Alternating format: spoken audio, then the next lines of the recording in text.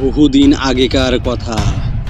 এই সেই জঙ্গল যেখানে বসবাস ছিল মানুষরূপী সব রাক্ষসদের। তারা ছিল এক একটা পিশাচ নররাক্ষস। তাদের রাজত্ব ছিল এই জঙ্গলের মধ্যে।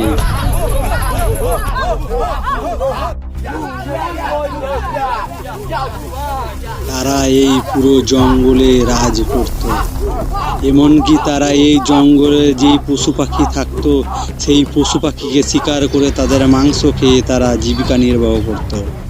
এমনকি তারা মানুষকেও বাদ দিত না। কোনো মানুষ পেলে সেই মানুষের মাংস পুড়িয়ে বা কাঁচা খেয়ে তারা জীবিকা নির্বাহ করত। সব সময় এই জঙ্গলের মধ্যে ওই মানুষরূপী নররাক্ষসরা ঘুরে বেড়াতেন শিকারের খোঁজে। আর এই জঙ্গলের পাশেই ছিল এক টুরিস্ট রিসর্ট, যেখানে দেশ বিদেশ থেকে দূর দূরান্ত থেকে অনেক মানুষ এই রিসর্টে ঘুরতে আসত।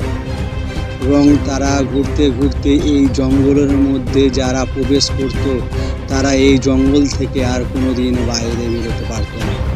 এই জঙ্গলটা ছিল অনেক অনেক বড়, যেখানে ছিল সমস্ত হিংস্র পশু রূপী মানুষদের বসবাস। তারা ছিল এক একটা রাক্ষস নররাক্ষস।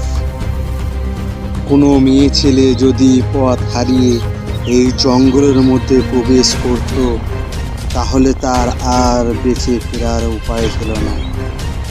তারা এই জঙ্গলের মধ্যে ঘুরে বেড়াতে বেড়াতে তাদের চোখে যদি ধরা পড়ে যেত তাহলে ওই মানুষরূপী রাক্ষসদের হাত থেকে আর রেহাই ছিল না।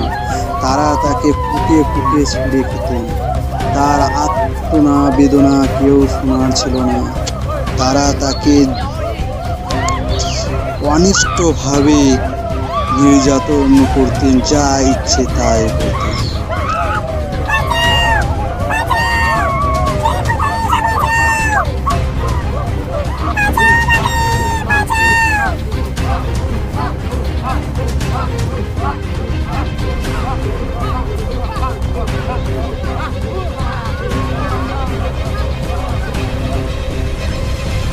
অনেকে আবার তাদের আত্মীয় স্বজনকে খোঁজার জন্য এই জঙ্গলের মধ্যে এসছে। যারা এই জঙ্গলের মধ্যে তাদের আত্মীয় স্বজনকে খুঁজতে এসছে তারাও আর প্রাণে ফিরে যেতে পারেনি।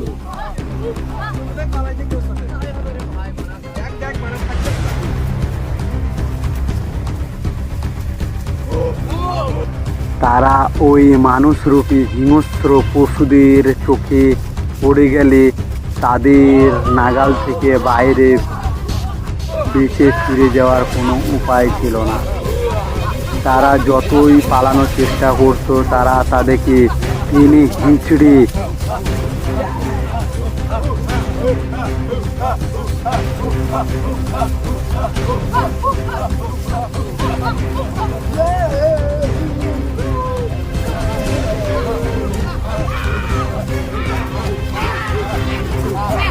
তাদেরকে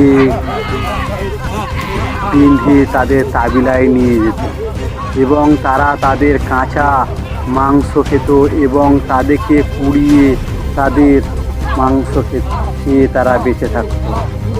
তারা এক একটা পিশাচ।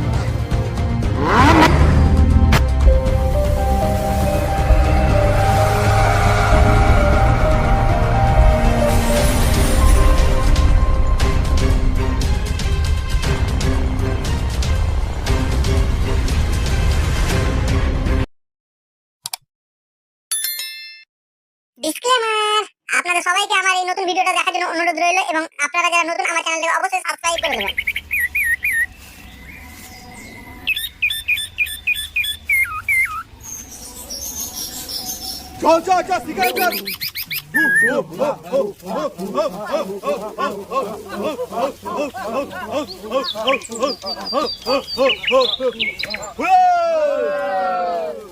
তিনজনা এদিকে যা, তিনজনা এদিকে যা,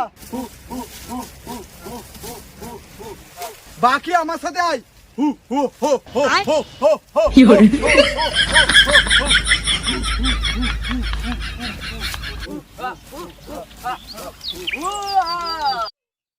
নেক্সট পার্ট দেখার জন্য অবশ্যই তোমরা বেশি বেশি করে কমেন্ট করো।